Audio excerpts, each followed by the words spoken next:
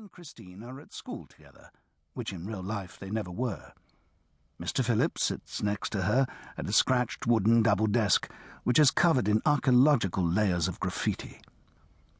They are solving, under test conditions, a series of simple algebraic equations.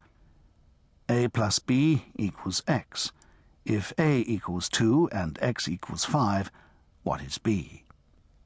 He has an erection so strong that he's worried his fly is going to pop open. The end of the lesson is approaching, and he's going to have to stand up, and everyone's going to see his cock. The unfair thing is that he doesn't feel sexually aroused. He has the erection only because he's got caught up inside his underpants. In fact, his penis is trapped outside the entrance to his knickers and is pinned vertically upwards.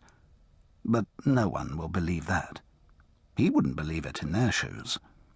In the dream, he starts to blush, feeling the blood rush upwards and his face become lava hot, electric fire hot. Then he wakes up. That is a 1 out of 10. By 3 out of 10, the sex component is more definite. Mr. Phillips is kissing his secretary, Karen, on the cheek while the telephone rings. He knows he should pick up the receiver, but Karen's eyes are closed and she looks so happy that he doesn't want to stop.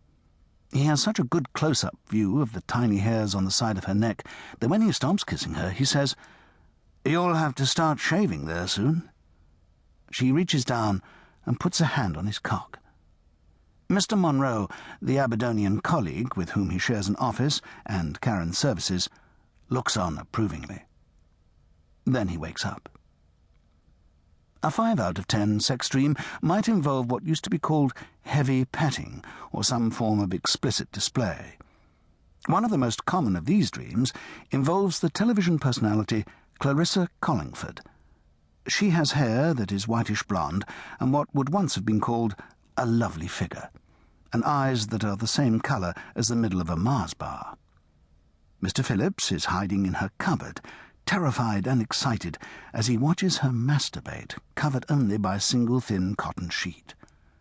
That is actually one of the most exciting of his dreams, but it scores only 5, since Mr. Phillips' system is to grade the dreams not on how stimulating they are, but on the explicitness of their sex content. At 7 out of 10, the sex component is such that it becomes hard to meet the eye of the woman in the dream the next time he meets her in real life.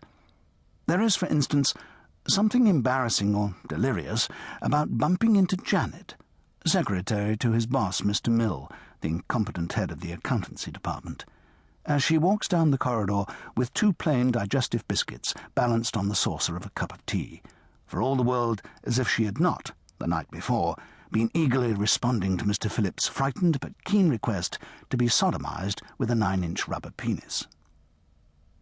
It can't just be him, Mr. Phillips feels. Office life is an erotic conspiracy. Everybody in offices thinks about sex all the time. That's exactly what they do. If the air at Wilkins & Co. were like one of those swimming pools which change colour when someone pees in them, so that the air would be dyed blue whenever anyone looked on their colleagues with lust or need, or at the very least sexual speculation, then the atmosphere would be as clogged and dense as a London pea souper. Does he stalk rampant through the dreams of co-workers, a vivid principle of priapism, so that the working day carries the lurid after-tinge of the night before? Perhaps Karen herself has beguiled an idle moment by speculating as to what it would be like with Mr. Phillips. After all, she's only human. People fall in love with their secretaries all the time, and vice versa, not least because most men are at their most attractive when at work, their attention directed outside themselves, with chores to perform and decisions to exercise. All unlike the sulking, shifty tyrants of the domestic stage, wanting everything their own way and locked in a battle to the death to get it. It goes without saying that people use offices for sex all the time, too. It's a rare photocopier that hasn't been used to take a picture of somebody's bum. It's a very unusual desk that has never had people fucking on it. In an important sense, all this is what offices are for. Mr. Phillips has even done it on a desk himself once, when he was working at Grimshaw's, his first employer. His girlfriend, Sharon Mitchell, came to the office late to collect him on the way to